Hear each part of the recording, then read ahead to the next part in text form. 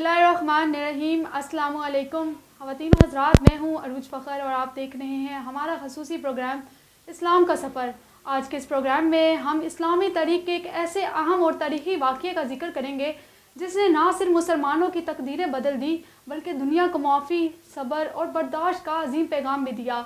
ये वाक़या है फ़तह मक्का का, जब नबी करीम सल्लल्लाहु अलैहि वसल्लम ने मक्का मुकरमा को बग़ैर खून बहाए फ़तह किया और दुश्मनों को आम माफ़ी देकर मोहब्बत और दरगुजर की नई मिसाल कायम कर दी।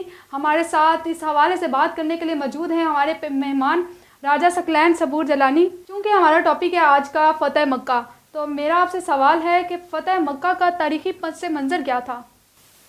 बिस्मिल्लाहिर्रहमानिर्रहीम। आज का ये बहुत उम्दा मौजू जिसका आपने इंतखाब किया, तारीख़ी हवाले से भी मज़हबी हवाले से भी बहुत अहम तरीन मौजू है।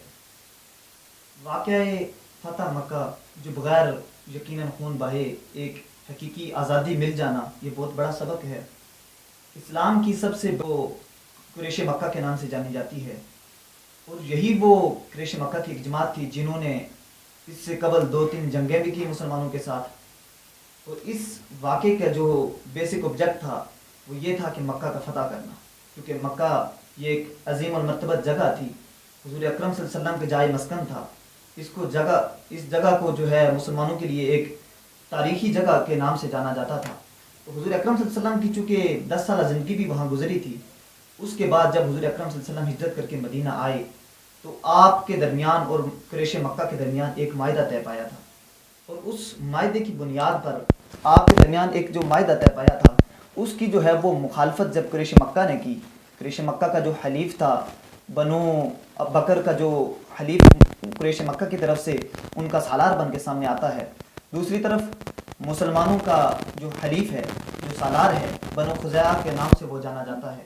जब उसकी तरफ से मुसलमानों पर बेजा जुल्म जबर और उस मायदे की खिलाफ वर्जी की गई, तो उसकी बुनियाद पर मुसलमानों की तरफ से हुज़ूर अकरम सल्लल्लाहु अलैहि वसल्लम की माहियत में जब आप 8 हिजरी को आप घर से निकलते हैं तो आपके साथ 7,000 का लश्कर रवाना होता है।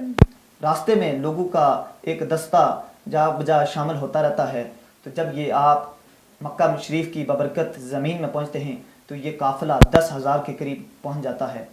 तो वहाँ पर आपने ये ऐलान किया था कि आज हम जंग के लिए नहीं आए, आज हम किसी लड़ाई के लिए नहीं आए, बल्कि हमारा एक ही मंशूर है, हमारा एक ही ऑब्जेक्ट है, हमारा एक ही जो है वो मकसद है, वो यही है कि मक्का शरीफ की ज़ियारत करके हम लोग वापस चले जाएंगे। तो उस वक्त जब कुरैश ने देखा कि हुज़ूर अकरम सल्लल्लाहु अलैहि वसल्लम का जो है वो ऑब्जेक्ट है, जो नज़रिया है, जो मंशूर है, वो तो एक अच्छा है, तो उस वक्त कुरैश की जानिब से आप सल्लल्लाहु अलैहि वसल्लम पर मुख्तलिफ तरीक़ों से जब आप 9 मील का सफ़र जो है मक्का शरीफ के करीब आप वहाँ पर आपने रात गुजारने का ऐलान फरमाया, आपके साथ दीगर कबाइली इलाका जात के दीगर लोग मौजूद थे।